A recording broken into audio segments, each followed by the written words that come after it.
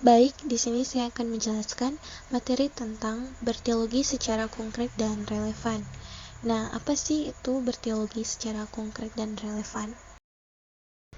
Nah, jadi berteologi secara konkret dan relevan ini berarti menyusun pemikiran teologis yang berakar pada kenyataan hidup, bukan sekedar spekulasi yang abstrak. Nah, jadi teologi harus mampu menjawab persoalan nyata seperti masalah sosial, politik, budaya, hingga krisis ekologi. Nah, misalnya teologi yang berbicara tentang pengampunan itu tidak hanya membahas doktrin, tetapi juga bagaimana rekonsiliasi sungguh terjadi di tengah konflik yang ada di masyarakat. Nah, jadi dengan kata lain, berteologi konkret dan relevan mendorong iman yang hidup dan bertanggung jawab sehingga ajaran iman dapat diterapkan dalam keputusan dan tindakan sehari-hari. Selanjutnya ada peran teologi konstruktif. Nah, teologi konstruktif bersifat kreatif dan reflektif, bukan hanya mengulang tradisi, tetapi membangun pemikiran baru yang sesuai dengan wahyu, pengalaman, dan kebutuhan zaman. Nah, teologi konstruktif juga terbuka untuk berdialog dengan ilmu pengetahuan, budaya, dan tantangan kontemporer, dan bertujuan memperbarui penghayatan iman, bukan sekedar mempertahankan ortodoksi.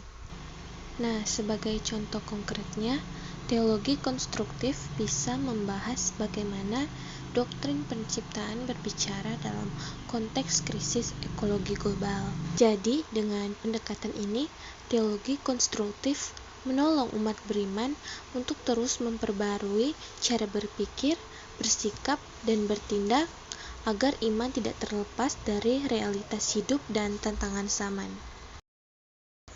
Nah, selanjutnya yang terakhir ada peran teologi kontekstual.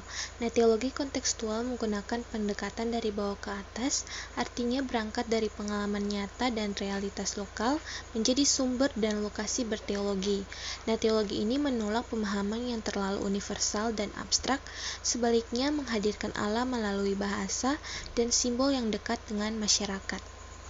Nah, sebagai contoh konkretnya, dalam konteks Indonesia, teologi kontekstual bisa berbicara tentang kerukunan antar agama, bukan sekedar sebagai ideal, tetapi sebagai cara hidup bersama dalam negara plural. Nah, jadi dengan begitu, teologi kontekstual menegaskan bahwa kabar baik harus diterjemahkan dalam cara hidup yang sesuai dengan nilai-nilai lokal tanpa kehilangan inti iman Kristiani.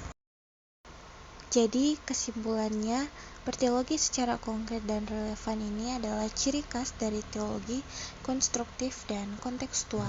Nah, keduanya mengajak atau membantu kita untuk beriman secara sadar, berpikir secara kritis, dan bertindak secara etis, dan menjadikan teologi bukan hanya kata, tetapi juga tubuh, perjumpaan, dan aksi.